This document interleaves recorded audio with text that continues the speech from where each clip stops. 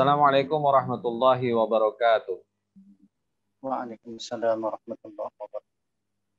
Bismillahirrahmanirrahim. Alhamdulillahirabbil alamin wassalatu wassalamu ala asrofil anbiya'i wal mursalin sayyidina wa maulana Muhammadin wa ala alihi wa sahbihi ajma'in. Pemirsa Radar Banjarmasin channel yang dirahmati Allah, alhamdulillah hari ini kita berjumpa kembali dalam rubrik hikmah Radar Banjarmasin, tanya jawab mengenai persoalan-persoalan keagamaan yang hadir alhamdulillah bersama kita pada hari ini Guru Abdul Hafiz. Semoga Allah Subhanahu wa taala memberikan perlindungan terbaik, menjaga beliau dan memberikan kesehatan kepada beliau. Kita sapa dulu. Assalamualaikum Guru. Waalaikumsalam warahmatullahi wabarakatuh. Alhamdulillah kita berjumpa lagi. Ini sudah menjelang di akhir bulan Zulqa'dah dan insya Allah sebentar lagi kita akan memasuki bulan Zulhijjah dan insya Allah mudah-mudahan Allah Subhanahu wa taala memanjangkan umur kita bertemu dengan hari raya Idul Adha nantinya. Karena itu pada kesempatan edisi kali ini ada beberapa pertanyaan yang insya Allah akan disampaikan jawabannya oleh guru kita terkait dengan ibadah kurban dan juga ada yang terkait dengan akikah, guru. Untuk menghemat waktu, beberapa pertanyaan akan ulun sampaikan saja, nanti dipersilahkan kepada guru untuk memberikan penjelasan. Ini yang pertama, guru, mengenai ibadah kurban, siapa yang disuruh untuk berkurban ini?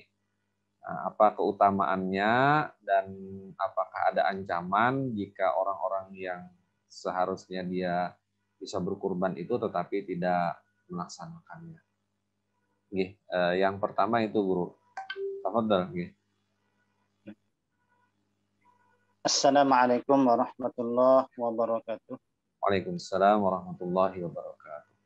Bismillah walhamdulillah wassalatu wassalamu ala Rasulillah Sayyidina Muhammad ibn Abdullah wa ala alihi wa ashabihi wa atba'ihi ila yaumil qiyamah, amma ba'du. Pemirsa Radar Banjarmasin channel yang dimuliakan Allah Subhanahu wa taala. Baiklah, langsung saja saya akan menjawab dengan ringkas insyaallah apa yang sudah tadi ditanyakan, yakni terkait dengan pertanyaan siapa orang yang disuruh untuk berkorban, ya kurang lebih begitu tadi pertanyaannya. Nah, orang yang disuruh untuk berkorban itu adalah tentunya kaum muslimin yang merdeka, yang dia memiliki kemampuan. Nah, sehingga kalau orang kafir tentunya tidak dituntut dalam masalah ini tentunya. Jadi kalau budak juga sama. Jadi dia adalah orang Islam yang merdeka. Kemudian dia mempunyai kemampuan. Nah, kemampuan di sini adalah dia mempunyai belanja lebih untuk untuk keperluan hidupnya dan orang-orang yang ditanggungnya, yang ditanggung nafkahnya maksudnya, yaitu pada hari raya Idul Adha dan hari Tasyrik. Jadi dia punya belanja lebih. Nah, maka dianjurkan demikian, dia dituntut atau dianjurkan untuk melaksanakan ibadah kurban. Kemudian itu yang disuruh tadi ya. Kemudian tadi pertanyaannya adalah keutamaan ya. Ya, keutamaan kurban itu ya tentunya banyak sekali. Di antaranya kalau ada beberapa hadis Nabi ya, yang bisa kita kita ambil. Ya, ini di antaranya misalnya ada hadis Nabi Shallallahu Alaihi Wasallam ketika para sahabat itu bertanya kepada Rasulullah Sallallahu Alaihi Wasallam, kata sahabat, hazihil adhahiyu, apa ini penyembelihan daripada hewan kurban? Jadi kata Rasulullah, kata Nabi, sunnatu abikum Ibrahim alaihissalam. Ini adalah sunnah bapak kalian yaitu Nabi Ibrahim alaihissalam. Lalu kata mereka lagi, kata mereka para sahabat, nah, kalau begitu malana fiha minal ajri. Lalu apa bagi kami di dalam penyembelihan hewan tersebut daripada pahala? Artinya pahalanya untuk kami apa? Jadi kata Rasulullah SAW, bikulli qatratin hasanatun. Setiap tetes daripada darahnya itu menjadi kebaikan. Nah, dalam beberapa riwayat juga ada ditemukan bahwa bukan saja tetes darah, tetapi juga setiap lembar daripada bulunya dan seterusnya itu menjadikan pahala kebaikan kepada yang berkorban tersebut. Jadi pahalanya Masya Allah ya sangat besar sekali. Kemudian ada juga dalam hadis ini bisa di dalam kitab Hasyiah Syarqawi itu ada dinukilkan hadis terkait dengan kurban ini, yakni Ibnu Rif'ah itu menyebutkan ada satu hadis, kata beliau, azimu duhayakum, agungkanlah, besarkanlah duhayakum, jadi sembelihan kurban-kurban kalian. Kenapa? Fa innaha 'ala sirati matayakum, karena hewan kurban yang kita sembelih, yang kita kurbankan itu nanti menjadi tumpangan di atas sirat nanti. Nah, kemudian terakhir ya, mungkin karena banyak ya sebenarnya, dalam hadis Nabi juga, Nabi SAW bersabda, kata Nabi, tidaklah satu amal yang dikerjakan oleh manusia di hari Nahar, yakni di hari 10 dari Zulhijjah, yang lebih dicintai kepada Allah Subhanahu wa taala min ihraqid dam, yaitu mengalirkan darah daripada binatang. Yang maksudnya adalah menyembelih hewan kurban begitu. Di mana nanti di akhir daripada hadis itu kata Nabi, fatibu biha nafsan. Maka kata Nabi, perbaiki berkorbanlah olehmu, fatibu biha nafsan. Artinya berkorbanlah olehmu dengan senang hati. Jadi fatibu biha nafsan. Jadi karena pahalanya sangat besar sekali, jadi kata Nabi anjurkan itu, Nabi tekankan lagi di akhir hadis itu dengan kalimat fatibu biha nafsan. Maka berkorbanlah dengan senang hati. Gitu. Nah, ini di antara keutamanya, dan tentunya sangat banyak sekali ya untuk mendapatkan takarub kepada Allah ya tentunya juga. Nah, selanjutnya adalah terkait dengan apakah ada ancaman betul, Guru, kepada orang yang tidak berkorban. Nah, kita harus tahu dulu bahwa di antara hukum daripada ibadah kurban, terutama dalam mazhab Syafi'i, ya, saya sampaikan di mazhab Syafi'i saja, yaitu adalah sunnah muakkad. Jadi dia adalah sunnah muakkad. Jadi artinya sunat yang dikuatkan. Nah, sunat muakkad di sini bisa menjadi sunat ain kalau dia tidak punya keluarga. Sunat ain artinya untuk individunya, untuk dirinya, karena kalau dia tidak punya keluarga. Nah, sehingga kalau dia punya kemampuan, ternyata dia tidak melakukan ibadah kurban, maka dia dapat, bukan ancaman ya bahasanya, dia nanti dapat celaan dan makruh jadinya. Nah, andai kata dia punya keluarga, maka menjadi sunnah kifayah. Nah, sunnah kifayah itu artinya ketika dia berkorban, maka tuntutan kepada keluarga yang ditanggungnya itu sudah gugur. Nah, sehingga andai kata keluarga yang ditanggungnya itu tidak melakukan ibadah kurban, maka tidak makruh begitu, karena sudah dikerjakan oleh dirinya. Itu yang namanya sunnah kifayah. Dan kesunahan ini bukan untuk satu kali seumur hidup, tidak, tetapi akan terulang setiap tahun kalau memang dia sudah memenuhi kriterianya, yaitu ada kemampuan begitu. Nah, jadi kalau dia tidak berkorban hanya dapat celaan saja, tapi bukan ancaman. Kenapa? Karena hukumnya sendiri adalah sunnah muakkad. Nah, berbeda mungkin bagi mereka yang menganggap bahwa hukum daripada menyembelih hewan untuk kurban itu adalah wajib, dan memang ada mazhab yang mengatakan ibadah kurban itu wajib. Namun di dalam mazhab Syafi'i hukumnya adalah sunnah. Dalam hadis Nabi SAW itu dinyatakan bahwa kata Nabi, man wajada sa'ah, barang siapa yang mendapati, yang memperoleh kelapangan rezeki, mempunyai kemampuan, falam yudahi, sementara dia yang diberikan kemampuan tadi tidak berkorban, tidak menyembelih hewan untuk berkorban, fala yaqrabanna musallana. Kata Nabi, jangan dekati tempat sholat kami ini. Nah, ini merupakan celaan kepada orang-orang yang tidak berkorban. Nah, tapi sebagian ulama ya, dengan hadis inilah mereka mengatakan wajib. Nah, sehingga kalimat fala yaqrabanna musallana mereka anggap itu adalah wa'idun, ini merupakan ancaman.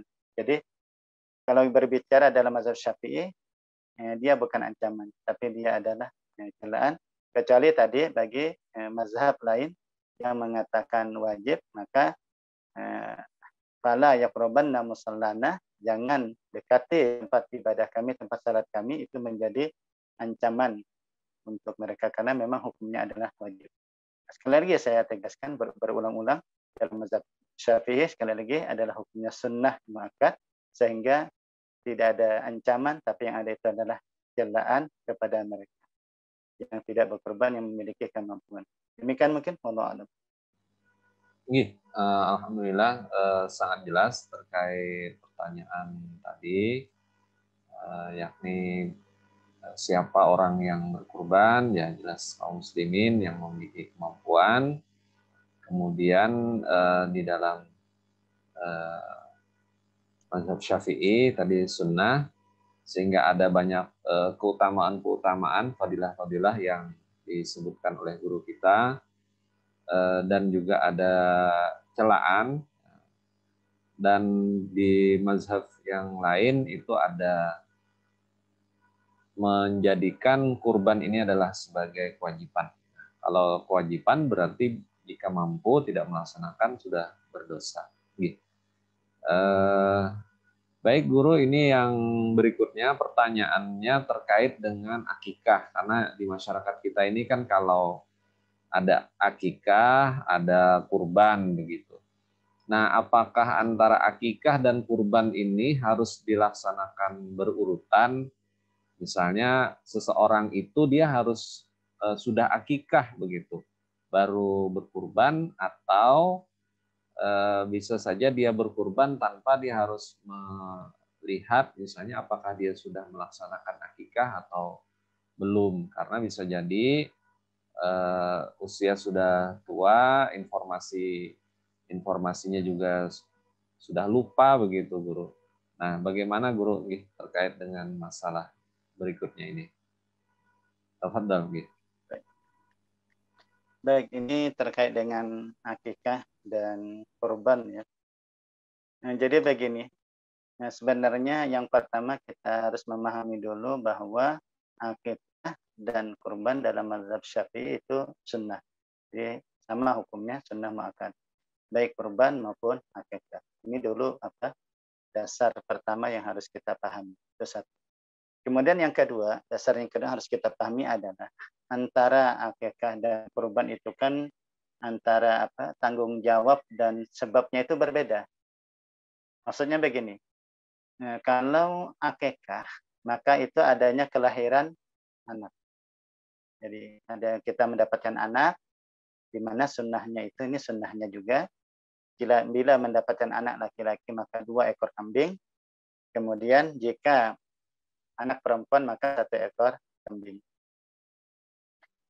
Nah, ini dari dari akikah ya. Kemudian kalau kurban itu kalau masuk Zulhijjah, ya ini tepatnya 10 Zulhijjah sampai hari tasyrik. Nah, dari sini sudah ada beda sudah. Dari sisi sebabnya begitu. Jadi kalau kurban itu kalau hari nahar dan hari tasyrik.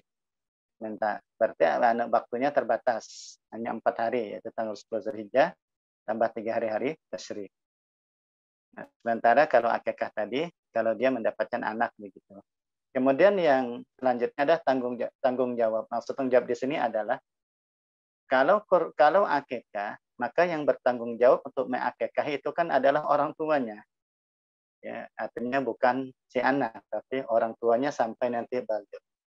Sampai banding. Jadi tuntutan kesunahannya itu nanti hmm,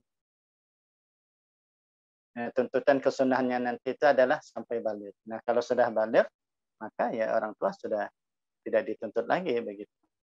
Nah, nanti kalau dia sudah dewasa, sudah balik, maka dia bisa memilih apakah dia akan mengakekahi dirinya sendiri atau tidak. Itu adalah pilihan. Tapi alangkah baiknya tentunya dia akan mengakekahi dirinya sendiri. Jadi begitu ya. Kemudian kalau kurban, maka tanggung jawabnya itu adalah si yang berkorban itu sendiri, yang akan berkorban itu sendiri, yaitu baik dari dia menyembelih sendiri atau dia wakilkan atau dia ingin berkorban di daerahnya atau bagaimana dan membagikan dan seterusnya. Nah, jadi oleh karenanya melihat dari sisi itu, nah maka sebenarnya tidak ada yang mau kita dahulukan atau kita didikan. Kalau menurut saya itu tergantung situasi kondisi. Misalnya begini maksudnya. Kalau misalnya ya kita mendapatkan rezeki ya, kita dapat rezeki. Kemudian dapat rezeki ini misalnya anggaplah dapat rezeki anak. Nah, anak itu misalnya dia dilahirkan di bulan Muharram misalnya. Di bulan Muharram. Ya, karena kan masih lama ini untuk ibadah kurban. Ya sudah, dia dapat rezeki anak dan dia dapat rezeki harta, maka silakan dia untuk berakikah. Jangan sampai udah ini nanti dulu lah duitnya disimpan untuk korban ya. Tidak juga begitu. Nah, lain hal misalnya yang jadi problem itu mungkin adalah yaitu ketika sudah masuk bulan Zulhijjah, apalagi ini mau kurban, lalu dia mendapatkan rezeki. Nah, dalam waktu yang bersamaan, dia juga misalnya mendapatkan anak. Anaknya itu belum dia akekahi. Jadi kan ada dua ini. Sementara dirinya ingin berkorban, tapi satu sisi dia dapat anak yang mesti diakekahi di waktu kurban ini.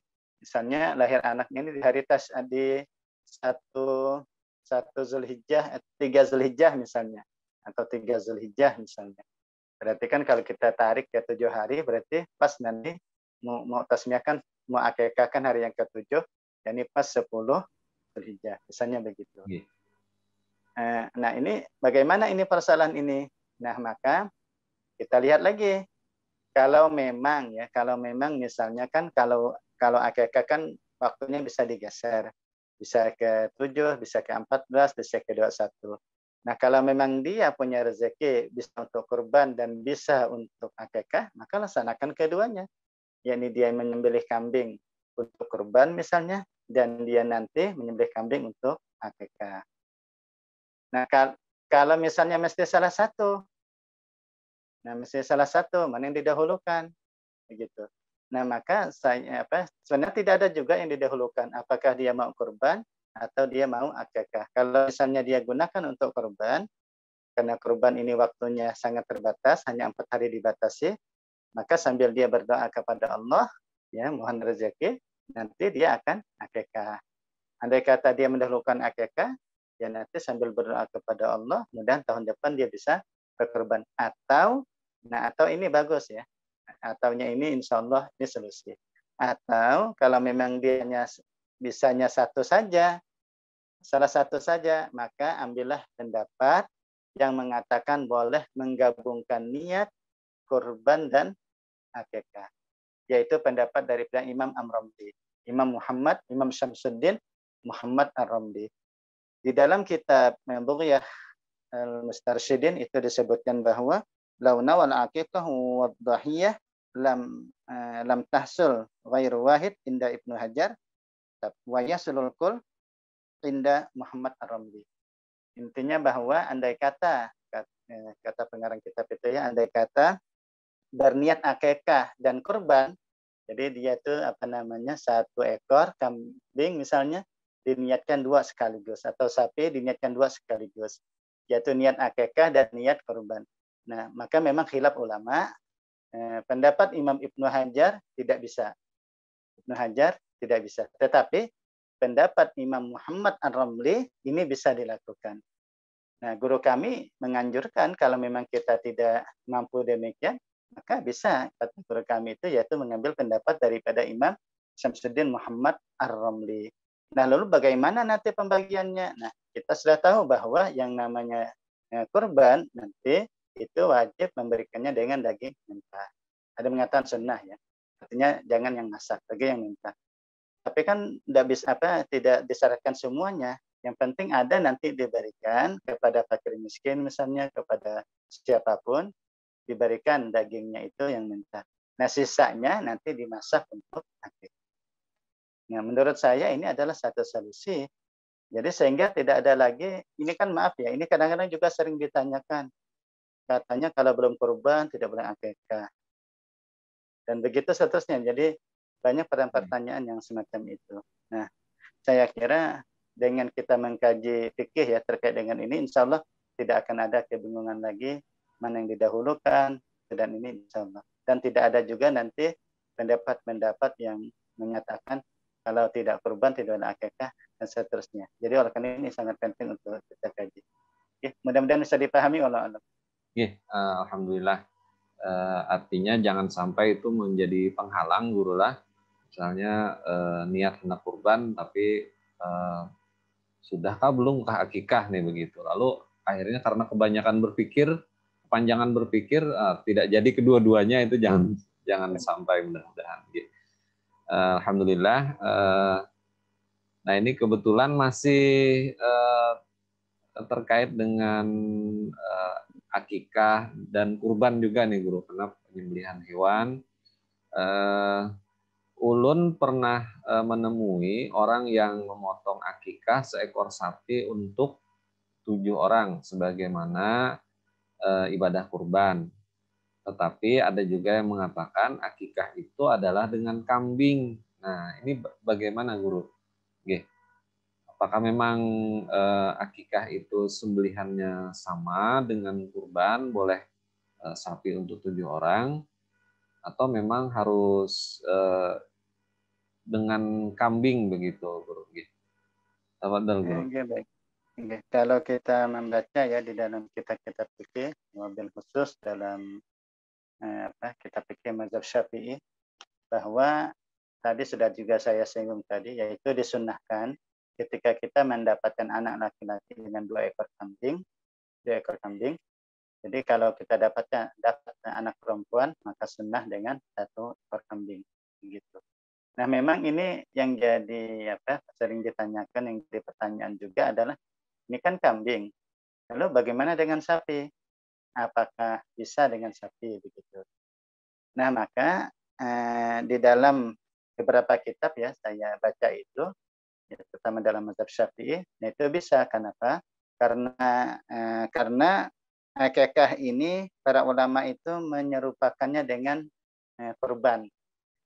Makanya kalau kita perhatikan dari sisi syarat binatangnya, kemudian syarat umurnya, dan seterusnya itu kurang lebih sama antara kurban dengan akikah begitu. Nah, oleh karenanya apakah boleh pakai sapi? Ya jelas boleh pakai sapi. Apakah boleh kita patungan ke bahasanya itu dengan 7 orang, maka itu juga diperbolehkan. Nah, untuk lebih jelasnya ini ada satu pernyataan ya dari para ulama. Wa fi ashabina asy-Syafi'iyah wal Malikiyah bihaqqi tasbihil aqiqah bil udhiyah khassuha bil an'am. Nah, jadi pada ashab kami, yaitu dari kalangan mazhab Syafi'iyah dan Malikiyah, mazhab Maliki, itu dengan menyerupakan akikah dengan kurban, maka mereka pun akhirnya mengkhususkan untuk bolehnya akikah itu dengan binatang ternak, yakni al-ibil, wahya al-ibilu, wal bakaru, wal ghanamu, yakni unta, sapi, dan kambing. Nah, kemudian di mazhab Syafi'i sendiri, karena disamakan dengan kurban, maka mereka menjadikan untuk unta 7, kemudian sapi boleh 7, kecuali kambing. Kalau kambing kan memang tidak bisa ya. tidak bisa patungan. Jadi kalau untuk satu orang maka tidak bisa untuk sampai satu kambing 7 orang itu tidak bisa. Jadi kalau kambing yang untuk satu orang, jadi tidak bisa patungan. Nah, apa yang mendasari mereka? Yaitu hadis Nabi Shallallahu Alaihi Wasallam. Kata Nabi, man wulida lahu gulamun, barang siapa dia mendapatkan anak, yaitu anak, fal ya'uqqa anhu minal ibil wal baqar wal ghanam. Hendaklah dia mengekakahinya, baik itu dengan unta, dengan sapi ataupun dengan kambing. Jadi dengan demikian kesimpulannya adalah bahwa dalam hal akikah ya, boleh dengan kambing, boleh juga dengan sapi, boleh juga dengan unta. Untuk sapi dan unta boleh untuk 7 orang. Nah, kemudian kalau ditanyakan mana yang lebih afdal untuk akikah ini, apakah dengan kambing atau dengan sapi? Maka untuk akikah jawabannya adalah lebih afdal dengan kambing. Kenapa lebih afdal dengan kambing? Karena itu adalah yang dilakukan oleh Rasulullah SAW, di mana Nabi ketika mengakikahi cucu beliau ini Sayyidina Hasan dan Sayyidina Husain, yaitu dengan kambing kibas. Nah, kemudian untuk tambahan saja, untuk tambahan dari pertanyaan yang sering juga ditanyakan, kalau tadi dikatakan anak laki-laki 2 ekor kambing, pertanyaan apakah mencicil begitu? Mencicil tahun 1 ekor kambing, tahun depannya 1 ekor kambing.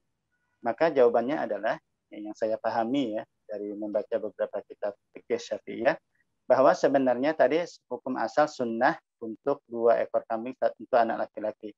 Akan tetapi andai kata dia cuma mampu untuk 1 ekor kambing, maka dia sudah mendapatkan kesunahan. Jadi oleh karenanya kalau memang dia mampunya 1 ekor kambing, ya sudah 1 ekor kambing saja.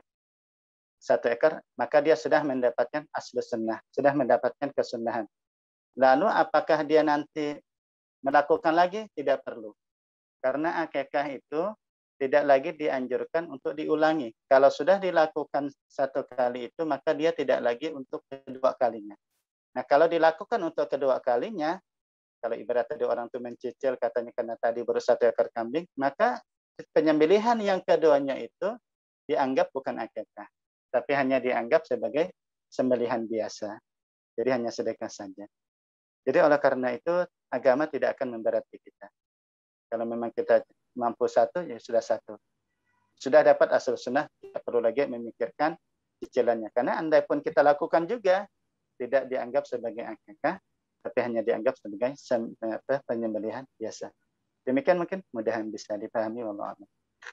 Alhamdulillah. Ini mohon maaf guru, ada sebenarnya masih terkait dengan yang tadi, Jarpian tadi soal membeli patungan. Nah, bolehkah misalnya, ini ada pertanyaan juga, misalnya dalam patungan itu ada yang niatnya mau akikah, ada yang kurban begitu, 7 orang ini guru. Apakah itu dibolehkan seperti itu? Dalam 1 ekor sapi misalnya. Baik. Dengan niat yang berbeda maksudnya ya? Betul guru. 7 orang ini beda-beda, ada yang mau akikah, ada yang mau kurban. Kalau kita membaca di dalam kitab Majmu' Syarah Muhazzab, Imam An-Nawawi itu sangat jelas menegaskan bahwa di situ beliau memperbolehkan. Jadi kata beliau di situ boleh kita itu berkorban ya, yang 1 ekor sapi untuk 7 orang, walaupun dengan niat mereka yang berbeda. Jadi watu jazu'ul badana an sab'ah wa kazal baqarah. Jadi boleh dan sah untuk 1 sapi untuk 7 orang, demikian juga unta ya. Jadi sah unta untuk 7 orang, demikian juga sapi. Sawa'un kanu ahla baitin au buyutin. Sama ada mereka itu dalam 1 rumah atau untuk beberapa rumah. Wasawa'un kanu muqarribina biqurbah muttafiqah atau mukhtalifah, sama ada mereka itu niat untuk takarrub baik dengan niat yang sama atau dengan ibadah yang berbeda-beda, wajibah atau mustahabah, baik itu wajib ataupun sunnah, amkana ba'duhum yuridul lahma Atau mungkin bahkan sebagian mereka cuma hanya sekedar untuk makan-makan, untuk mengambil dagingnya saja, boleh jadi untuk makan-makan keluarga.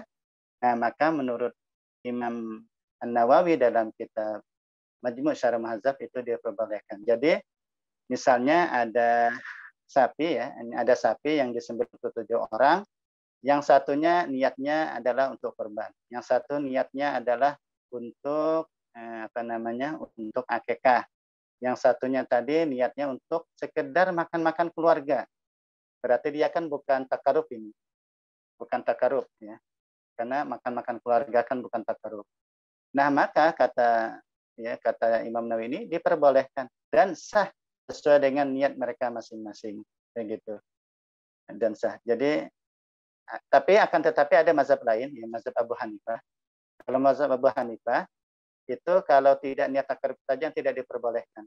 Jadi kalau niat bukan takarub, misalnya hanya sekedar untuk makan-makan saja, untuk mengambil dagingnya saja, untuk dijual, apalagi misalnya, maka itu tidak diperbolehkan. Tapi dalam mazhab Syafi'i itu boleh. Dalam mazhab Syafi'i, walaupun tidak takarub di situ. Kan untuk mengambil daging yang sudah tadi dibacakan ya, tadinya di dalam Majmu' Syarah Muhadzab. Nah, cuma nanti untuk pembagian tetap bagi yang punya niat untuk kurban, ya, kurban, apalagi nanti di situ ada kurban wajibnya, ya, karena dia nazarkan mungkin, maka dagingnya diberikan mentah dan masak. Bagi yang akikah, maka bisa mentah, tapi yang lebih utamanya adalah dimasak begitu. Dan begitu seterusnya, insyaallah. Mudah-mudahan bisa dipahami oleh Allah.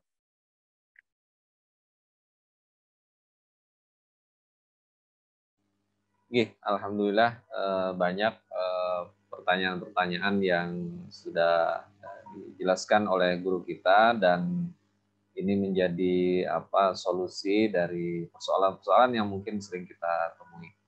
Dan ini masih ada beberapa pertanyaan guru yang terkait dengan kurban. Selanjutnya pertanyaan dari saudara kita yang ingin berkurban tetapi mempunyai tanggungan utang, guru. Nah, apakah boleh orang yang memiliki tanggungan utang ini berkurban? Karena kalaupun dana yang digunakan untuk berkurban itu dibayarkan ke utang, belum cukup juga untuk melunasi utang tersebut, yang mungkin misalnya cicilan rumah mungkin yang jangka waktunya lama. Nah, apakah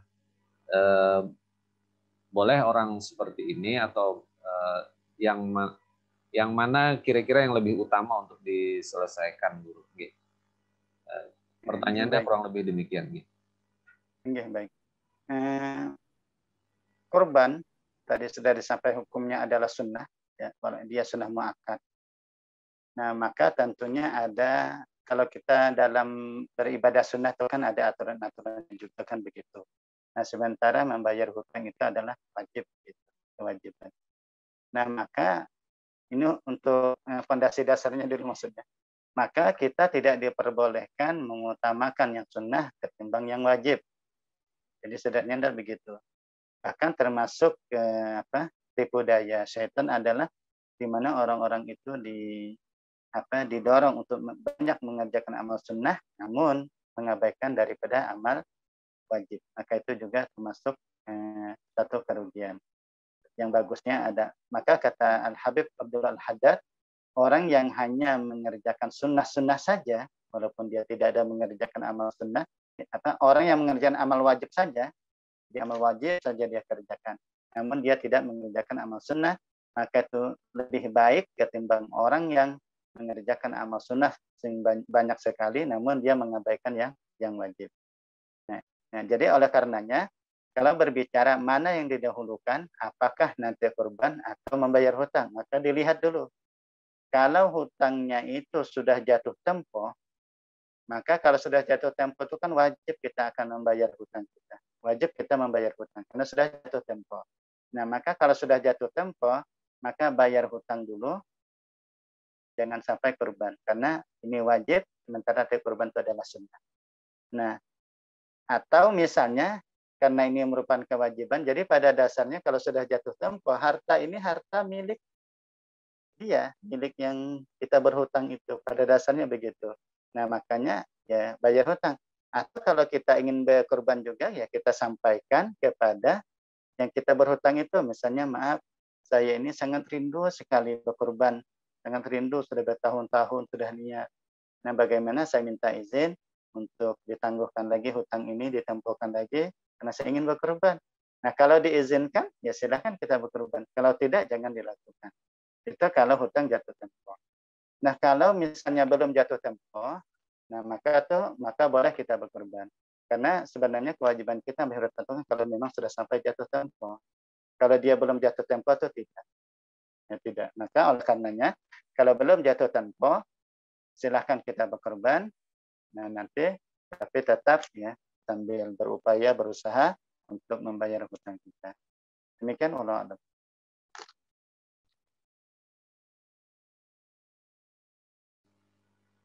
Eh, jadi intinya karena ini utang urusannya dengan manusia, jadi kita harus kalau dia sudah jatuh tempo maka harus dikomunikasikan.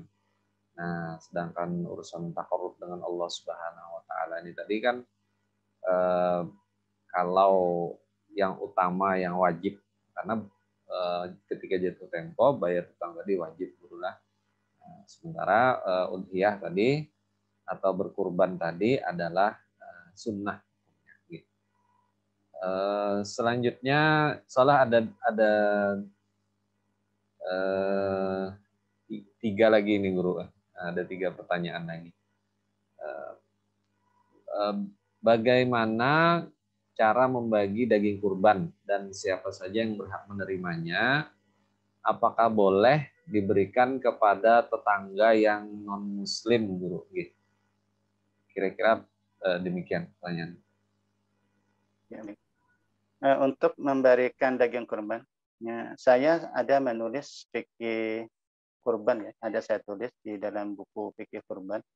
Tapi mohon maaf, memang tidak dicetak, hanya sekedar menulis saja.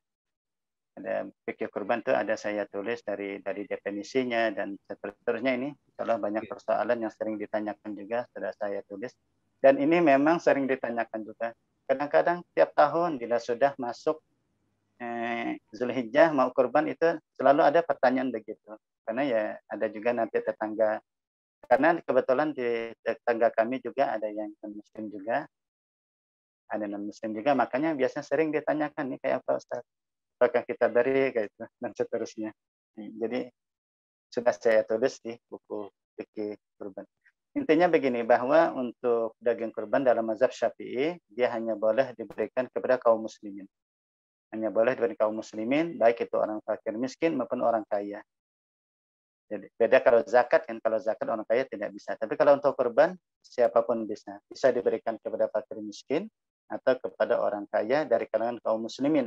Nah, cuman nanti bedanya adalah kalau orang fakir miskin, dia kalau sudah kita berikan daging kurban kepada fakir miskin, maka fakir miskin boleh mentasarufkan kayak apa aja. Untuk dia makan, untuk dia berikan, untuk dia sedekahkan, untuk dia jual sekalipun tidak diperbolehkan. Nah, berbeda dengan orang kaya, kalau kita beri daging kurban, maka orang kaya tersebut tidak boleh menjual daging kurbannya itu.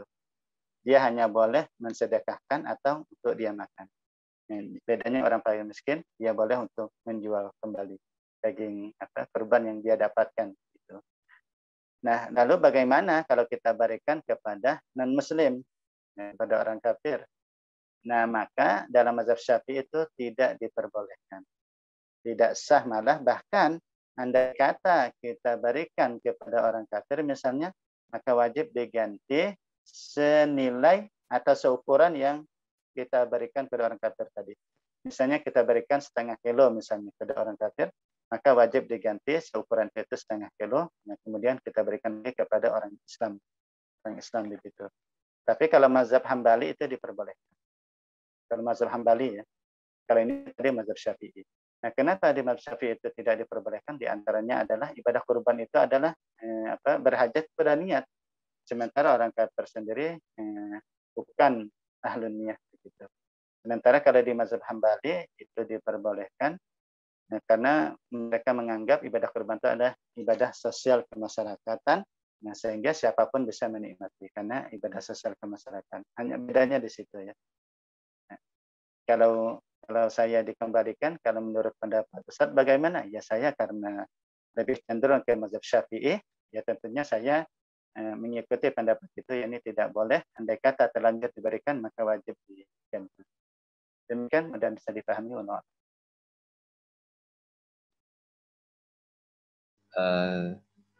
Alhamdulillah penjelasan yang mudah tadi kita untuk pahami. Dan insyaallah nih ada pertanyaan lagi terkait dengan bantuan sapi kurban nih, Ustaz.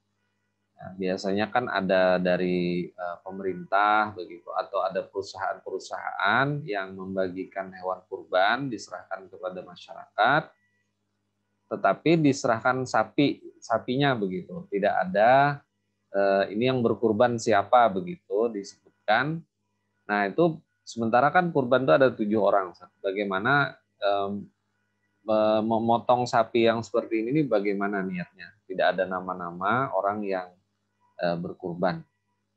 Apakah dipotong sebagaimana hewan kurban atau bagaimana, Ustaz? Ya, baik, ini juga pernah ditanyakan dan juga ada saya tulis juga ini dalam fikih kurban. Intinya begini, bahwa sebenarnya harus kita pahami bahwa ibadah kurban ini kan satu ibadah yang dia punya aturan, punya aturan, punya syarat dan seterusnya. Ini harus kita pahami. Jadi tidak dengan semau kita, dengan sekehendak kita.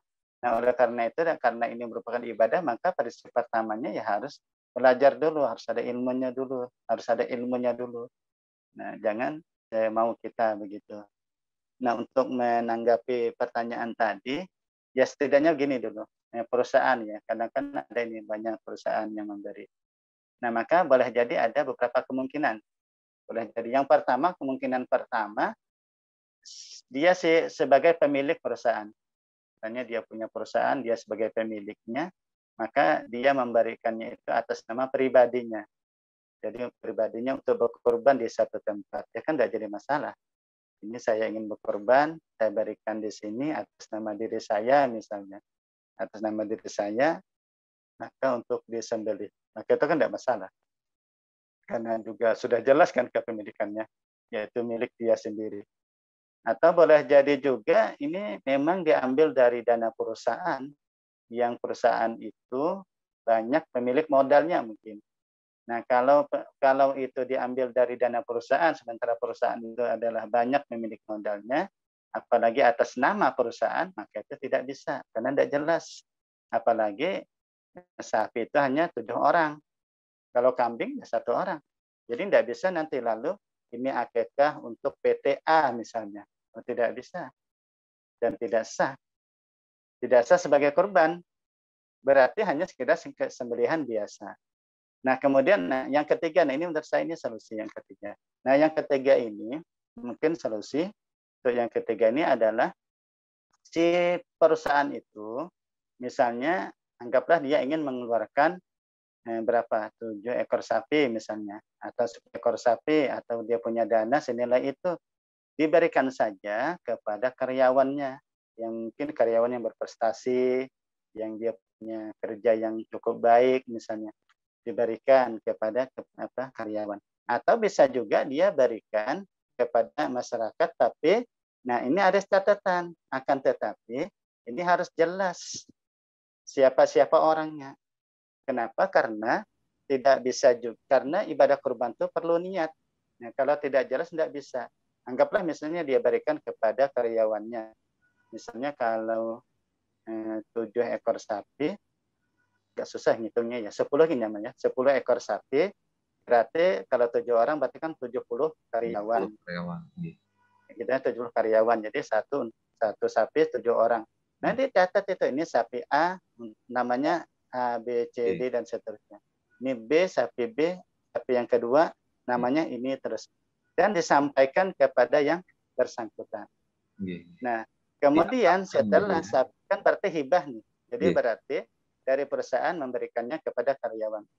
Dan setelah karyawan bersangkutan menerima, maka tanggung jawab untuk korban ya kepada karyawan itu. Misalnya dia menghadiri penyembelihan, atau dia ingin menyembelih sendiri, atau dia mendapatkan dagingnya, atau dia ingin menyembelih di mana di tempat dia misalnya, dan seterusnya. Nah, sehingga dalam penyembelihan nanti akan disebutlah nama-nama yang sudah disebutkan. Atau misalnya kalaupun mau juga si perusahaan itu dia berikan ke salah satu karyawan, maka dia sembelih ini kurban untuk nama si fulan dari PT ini. Kalau nyebut dari PT ini tidak masalah ini. Tinggal ada namanya begitu. Jadi dengan demikian kesimpulannya adalah harus jelas begitulah. Harus jelas. Jangan abu-abu. Kalau abu-abu tidak bisa. Apalagi yang terjadi menyembelih atas nama perusahaan, atas nama pemerintah, atas nama kabupaten kota, atas nama sekolah.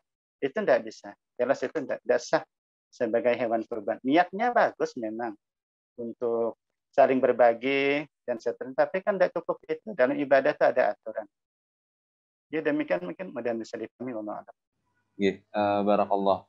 Jadi pemirsa Radar Banjarmasin yang penting jadi catatan dan berulang kali ditegaskan guru kita di sini adalah bahwa ini adalah ibadah begitu.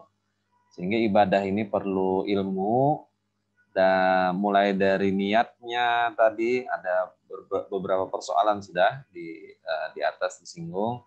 Kemudian berapa hewannya begitu yang dipotong, kemudian berapa orang di dalam satu hewan itu, kemudian bagaimana membagikannya, semuanya sudah diatur di dalam hukum fikihnya begitu.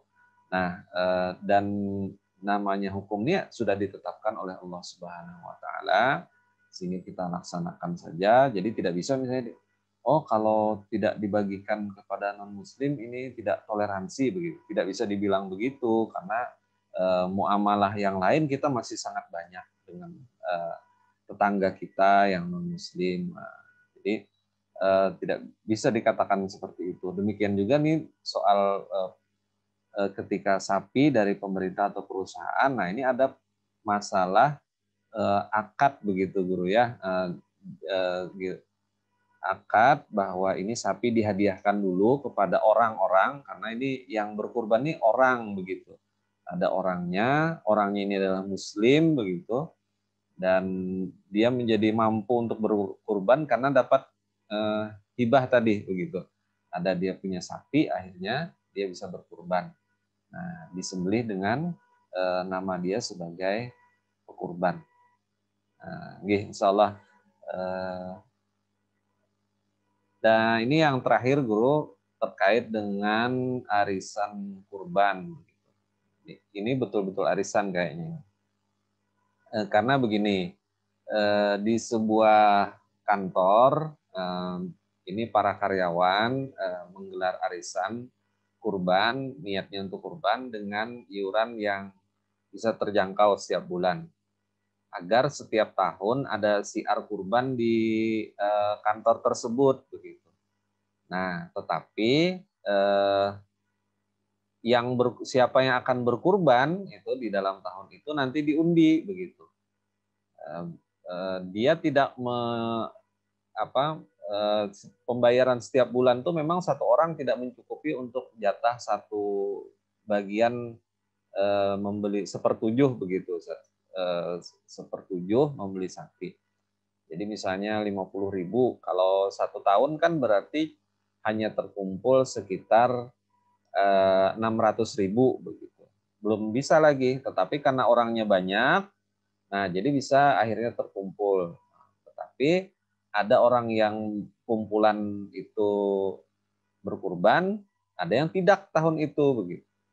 Siapa yang berkurban diundi. Nah, niatnya ini supaya tetap setiap tahun ada syiar pemotongan hewan kurban di instansinya tersebut.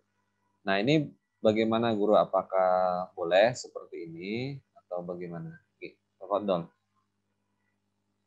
Oke, baik. Bismillah. Jadi untuk arisan kurban ya, ini kan berarti ada dua fakta, ada dua hal di sini. Yang pertama, adalah terkait dengan dia kurban, yakni dengan cara hutang. Jadi arisan itu kan hutang. Yang kedua, arisan itu sendiri. Nah, bahwa kalau kita melihat dari praktek arisan, ya fakta daripada arisan itu pada dasarnya dia adalah hutang. Jadi kayak semacam menghutangi begitu. Jadi kalau yang terkait dengan kurban tadi berarti seseorang bisa berkurban itu karena dapat pinjaman ya dengan bahasa arisan. Karena dia cuma dapat 600.000 karena dari si A, si B, si C anggota-anggota itu kan akhirnya terkumpul. Pada dasarnya yang dapat, misalnya anggaplah si Fulan dapat undian. Berarti si Fulan itu berhutang dengan teman-temannya anggota arisan itu. Ini kan hutang. Nah, pertanyaannya adalah apakah boleh kita berkurban dengan cara hutang? Maka ada dua pendapat di sini. Ada yang mengatakan diperbolehkan, ada yang mengatakan tidak. Ada yang mengatakan diperbolehkan, ada yang mengatakan tidak. Nah, baiklah kalau memang kita bisa mengikuti pendapat yang memperbolehkan, yakni boleh kita berkurban walaupun dengan cara hutang. Nah, maka tinggal yang kedua adalah tentang arisan itu sendiri adalah hutang. Maka berlakulah hukum daripada hutang itu sendiri. Nah, jangan sampai ada unsur riba di situ dan seterusnya. Dan perlu kita ketahui bahwa binatang itu kan harganya kadang turun, kadang naik, kadang stabil begitu. Nah, kadang-kadang mohon maaf terjadi di masyarakat itu ketika misalnya hari ini anggaplah harga sapi 15 juta. 15 juta. Nah, kemudian dia dapat nih, hari ini saya misalnya dapat undian, maka saya mendapatkan pinjaman dan seterusnya itu sehingga saya bisa membeli sapi dengan harga 15 juta. Tahun berikutnya, tahun depannya, SK-nya naik sapi melonjak misalnya 18 juta. Berarti kan dapatnya tetap 15 juta itu. Harus Anda tetap dapat 15 juta. Yang 3 jutanya itu kadang-kadang dipinta lagi ke anggota yang lain. Nah, ada yang praktek seperti itu. Nah, itu riba, itu tidak diperbolehkan. Ya, karena juga hutang. Kita membayar hutang itu ya sebagaimana yang kita pinjam itu. Kalau memang 600.000 ya 600.000. Kalau memang kita misalnya 1 juta ya 1 juta begitu. Tidak boleh begitu. Nah, kemudian yang juga terjadi ketika harga turun, yang ini 15 juta, entah ekonomi apa, turun tinggal 12 juta. Maka yang sudah dapat 15 juta tahun yang kemarin itu mengembalikan. Begitu. Nah, ada yang model seperti itu. Model ada yang seperti itu. Nah, maka ini menurut saya itu tidak benar seperti itu. Karena yang harus kita pahami adalah arisan ini pada hakikatnya adalah hutang piutang yang berlaku hukum hutang piutang itu sendiri. Jadi antaranya adalah kita tidak boleh melebihi dalam hal pembayaran hutang itu sendiri. Itu aja mungkin yang harus kita betul-betul kita perhatikan begitu. Jangan sampai kita beribadah kurban, tapi satu sisi kita melanggar hukum Allah yang lain, apalagi sampai terlibat dari riba yang besar-besar itu. Nah, sunnah kita lakukan, keharuman kita kerjakan. Nah, ini rasanya kurang pas. Oleh karena lagi-lagi ya harus ada ilmunya lah. Kalaupun kita ingin arisan, kita ingin arisan, kalaupun kita mengambil pendapat yang pertama diperbolehkan saja kurban dengan cara hutang, nah maka untuk masalah arisan itu harus betul-betul dipelajari sistemnya bagaimana, biar betul-betul terhindar daripada riba itu sendiri. Demikian mungkin Allah. Barakallah. Jadi kalaupun memang saudara-saudara kita ini semangat syiarnya ini tinggi, supaya di instansinya ada pelaksanaan hewan ibadah kurban setiap tahun, tetapi terkait teknis arisan, karena terkait dengan hutang piutang tadi guru lah, sebagian disampaikan guru kita tadi, maka ini harus benar-benar disusun aturan mainnya yang sesuai dengan syariat hutang piutang juga begitu. Tidak boleh sampai justru saudara-saudara kita yang bersemangat ini tadi justru jatuh ke dalam dosa yang lain begitu, dan ini lebih berat dosanya, masalah riba ini kan. Nah, insya Allah bisa bisa dipahami dari penjelasan guru kita. Kalaupun misalnya ada yang masih ingin diperjelas lebih teknis, nanti kalau guru bersedia Artinya ini bagaimana supaya jangan sampai terjebak ke dalam masalah riba tadi. Kalau secara mudahnya berarti tadi guru setiap tahun misalnya arisan itu terkumpul dana misalnya 15 juta. Nah, tahun depan juga harus tetap 15 juta. Kalaupun misalnya sapi itu lebih mahal, berarti itu yang menambah kekurangannya adalah 7 orang yang berkurban. Ya, yang kurban aja ya. G. Kalau ternyata lebih murah sapinya dari 15 juta, nah itu berarti kelebihannya adalah rezeki yang 7 orang ini gurulah juga Ya, dikembalikan kepada yang 7 orang juga. Nah, artinya yang dikumpulkan itu adalah uang. G. G, guru. ya tidak. G. Alhamdulillah. Alhamdulillah pemirsa Radar Banjarmasin, demikian tadi penjelasan guru kita. Mudah-mudahan kita bisa mengambil manfaatnya dan mudah-mudahan kita semakin bersemangat untuk melaksanakan ibadah-ibadah kurban yang disebutkan oleh guru kita tadi adalah ini untuk mendekatkan diri kita kepada Allah Subhanahu wa taala. Mudah-mudahan pian-pian seberataan dimudahkan rezeki oleh Allah Subhanahu wa taala. Masih cukup banyak kesempatan untuk menyiapkan diri sampai menjelang hari raya Idul Kurban nantinya. Kepada guru kita, Guru Abdul Hafiz, sebelum kita tutup, mohon nasihat sebagai kalimat penutup untuk malam hari ini. Fadal guru. Ya, baik. Bahwa kita ya kalau sebagai seorang kaum muslimin, insya Allah ya mudah-mudahan kita diberikan semangat untuk senantiasa beribadah kepada Allah. Ya salah satunya ibadah yang mau kita hadapi ini adalah ibadah kurban. Nah, karena banyak sekali hikmah dari ibadah kurban ini yang dapat kita ambil tadi yang sudah saya sampaikan tadi. Dan yang juga sangat penting juga mungkin ingin saya sampaikan adalah bagaimana ibadah kurban ini sebagai sabda Nabi sunnatul abikum Ibrahim alaihissalam. Ini bagaimana kita menteladani rangkaian-rangkaian peristiwa yang dialami oleh Nabi Ibrahim dan Nabi Ismail. Bahwa yang dikorbankan itu tidak boleh manusianya, tetapi sifat-sifat kebinatangan, maaf ini tanda kutip, sifat-sifat kebinatangan yang ada pada diri manusia, seperti rakus, kemudian punya ambisi yang tidak terkendali, ya, kemudian ingin jabatan dan macam-macam, kekuasaan dan macam-macam, menindas zalim, kan ini kan sifat-sifat kebinatang ini harus kita hilangkan dalam diri kita.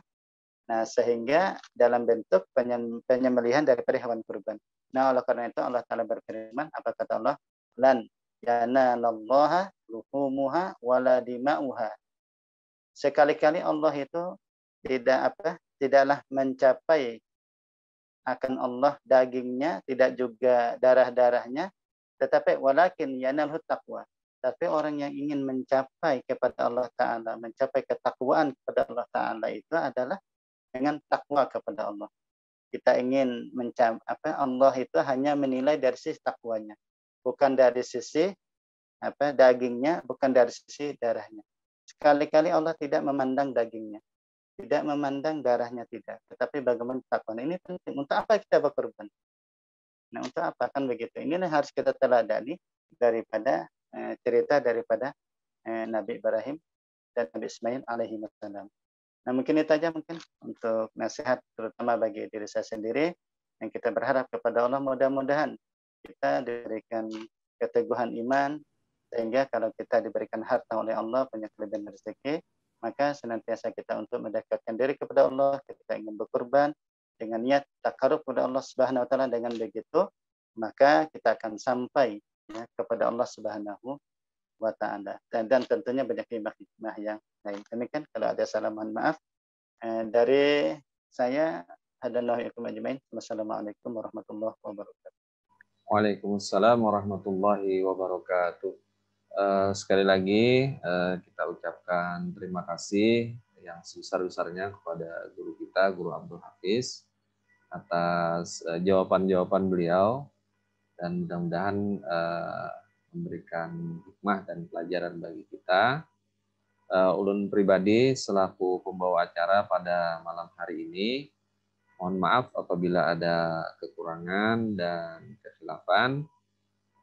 Jangan lupa juga tonton video-video hikmah kita di channel Radar Banjarmasin. Silahkan di like, kemudian di share kepada saudara-saudara kita yang lain untuk sama-sama bisa mengambil hikmah dan pelajarannya. Juga di subscribe channel kami Radar Banjarmasin untuk mendapatkan informasi video-video terbaru dari Radar Banjarmasin. Terima kasih Guru. Ulun tutup untuk malam hari ini. Dan Allah wa iyyakum ajmain. Wabillahi taufiq wal hidayah wa ridha wal inayah. Assalamualaikum warahmatullahi wabarakatuh. Waalaikumsalam warahmatullahi wabarakatuh.